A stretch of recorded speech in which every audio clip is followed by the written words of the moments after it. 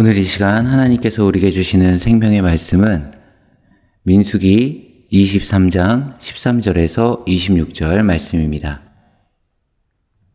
하나님의 말씀을 봉독하겠습니다. 발락이 말하되 나와 함께 그들이 달리 볼 곳으로 가자.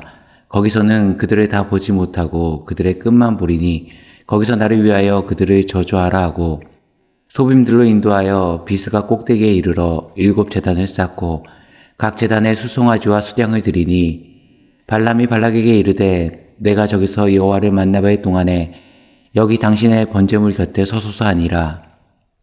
여호와께서 발람에게 임하사 그의 입에 말씀을 주시며 이르시되 발락에게로 돌아가서 이렇게 말할지니라. 발람이 가서 본즉 발락이 번제물 곁에 섰고 모압 고관들이 함께 있더라. 발락이 발람에게 이르되 여호와께서 무슨 말씀을 하시더냐. 발람이 예언하여 이르기를 발락이여 일어나 들을지어다. 십볼의 아들이여 내게 자세히 들으라. 하나님은 사람이 아니시니 거짓말을 하지 않으시고 인생이 아니시니 후회가 없으시도다.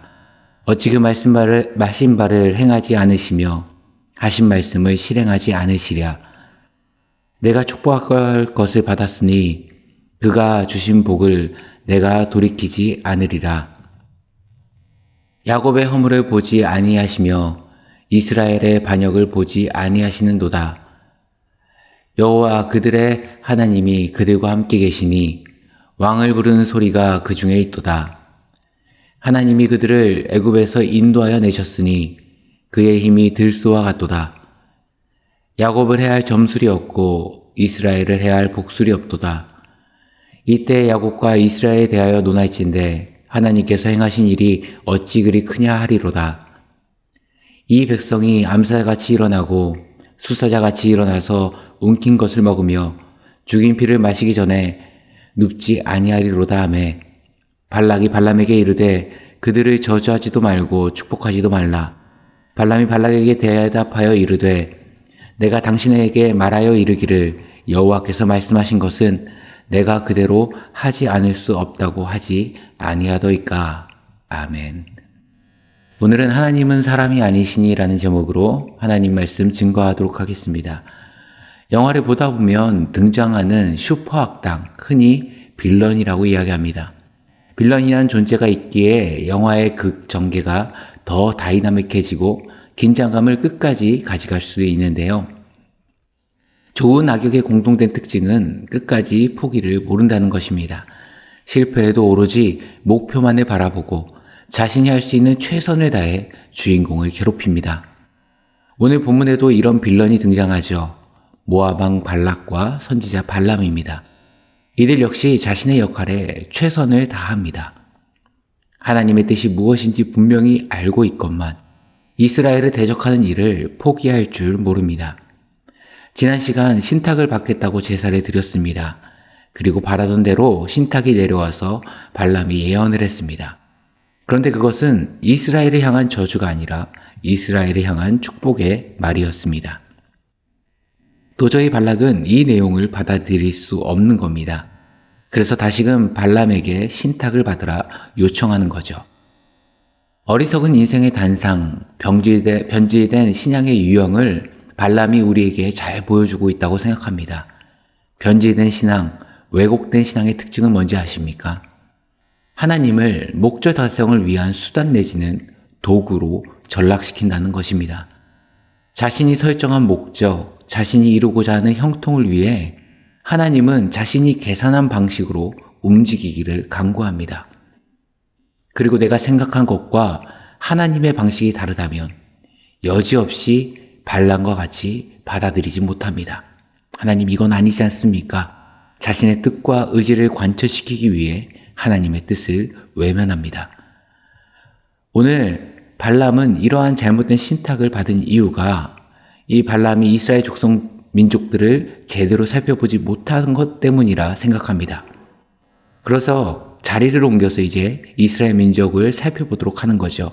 13절 보시면 발락이 말하되 나와 함께 그들을 달리 볼 곳으로 가자. 거기서 그들을 다 보지 못하고 그들의 끝만 보리니 거기서 나를 위하여 그들을 저주하라 하고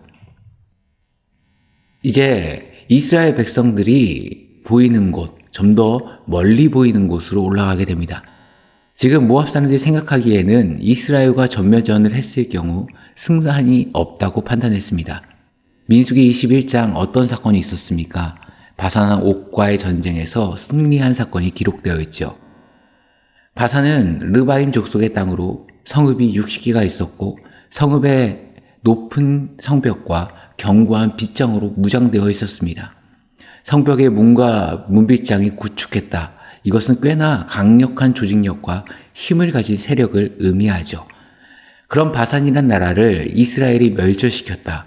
굉장히 충격적인 뉴스였을 거고 모압 사람들은 즉각적으로 판단이 섰을 겁니다. 이스라엘과 정면전을 벌여서는 승산이 없겠다. 발람을 통해서 그들을 저주하는 방법, 신을 통해서 그들을 징계하는 방법 외에는 없겠다 판단하는 거죠. 그리고 이스라엘의 죄를 더 잘 볼 수 있는 곳으로 올라가면 이번에는 저주의 신탁이 나올 거라 믿는 겁니다. 얼마나 어리석은 생각입니까? 장소만 옮기면 저주할 수 있을 거라 착각하고 있는 겁니다. 지금 발락의 계획에 실패한 것은 그가 장소를 잘못 선택했기 때문이 아닙니다. 처음부터 하나님의 백성을 저주하려고 하는 그 목적 자체가 잘못된 설정이었던 거죠. 이렇듯 하나님의 뜻을 알지 못하는 사람은 언제나 잘못된 판단을 할 수밖에 없습니다. 나아가 자신의 실패의 원인을 엉뚱한 곳에서 찾으려고 합니다. 그렇게 세상 사람들은 늘 실패의 원인을 자신의 내면보다 바깥에서 찾으려고 하죠. 재수가 없어서, 상황이 좋지 않아서, 때를 잘못 만나서 실패했다. 하지만 우리 하나님의 백성들은 죄의 문제, 실패의 문제를 어디서 찾습니까?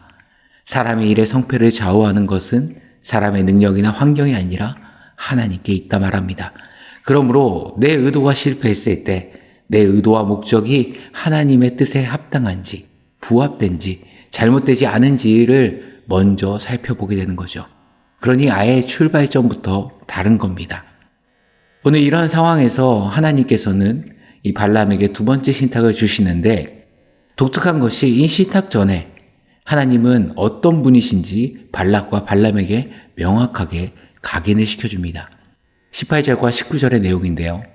발람이 예언하기를 발락이여 일어나 들을지어다. 십볼의 아들이여 내게 자세히 들으라. 하나님은 사람이 아니시니 거짓말을 하지 않으시고 인생이 아니시니 후회가 없으시도다. 어찌 그 말씀하신 바를 행하지 않으시며 하신 말씀을 실행하지 않으시랴. 18절에 일어나 들으라 말씀하시죠.